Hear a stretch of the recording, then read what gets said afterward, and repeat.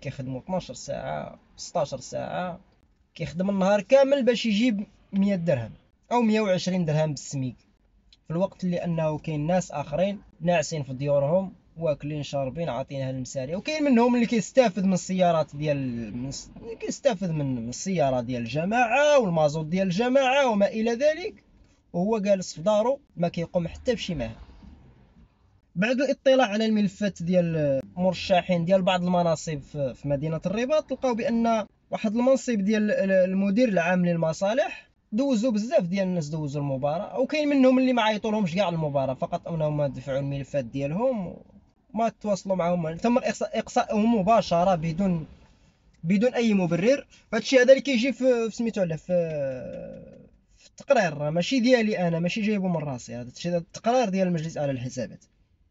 قال لك بان بزاف ديال الناس اللي ترشحوا لهذا المنصب ديال المدير العام للمصالح في مدينه الرباط اللي تم اقصاؤهم مباشره بدون مباراه بدون اي شيء، وتم الرسو على واحد الملف اللي كيتضمن دبلوم الدراسات العليا للجامعه. وحنا كنعرفوا بان هذا المنصب هذا هو منصب حساس، منصب نقولوا ماشي منصب سامي، ولكن يعني منصب عالي، يعني مدير العام للمصالح في مدينة الرباط.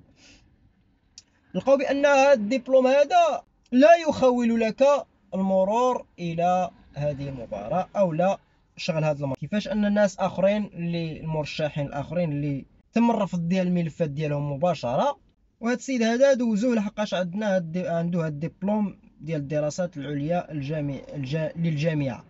ندوزو النقطة الثانية، الشواهد الطبية. عدد الرخص الطبية اللي تم منحها من فترة من 2018 حتى 2022 1540 شهادة طبية، 1540 شهادة طبية، منها 159 رخصة تفوق المدة ديالها 30 يوم.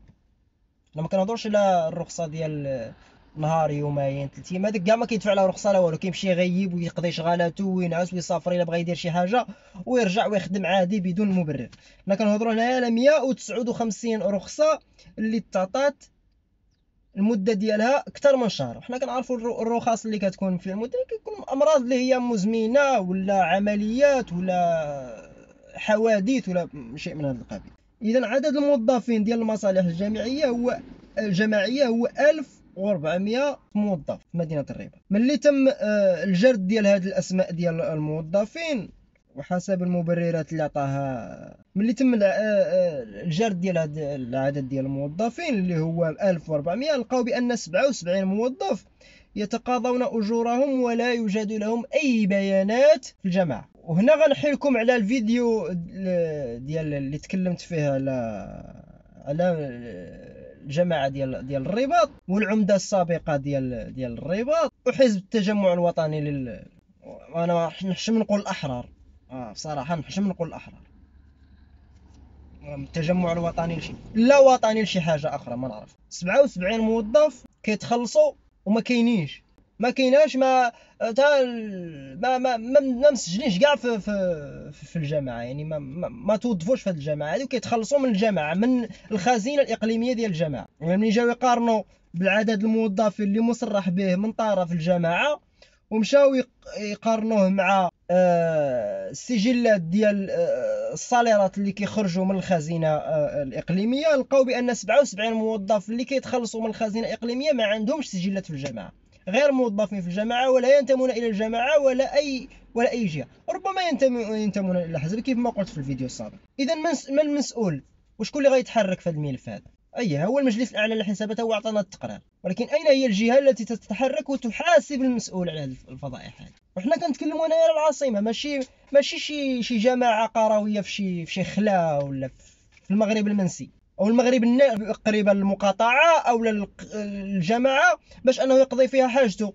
لذلك اخي المواطن، الا مشيتي لواحد المقاطعه باش تقاليزي شي ورقه ولقيتي صف طويل عريض وما لقيتيش الموظف، وجا الموظف قال لك راني مشيت للطواليت، ما عذروا لانه يقدر يكون مشى لدارهم باش انه يقضي حاجته او باش يغسل وجهه ممكن.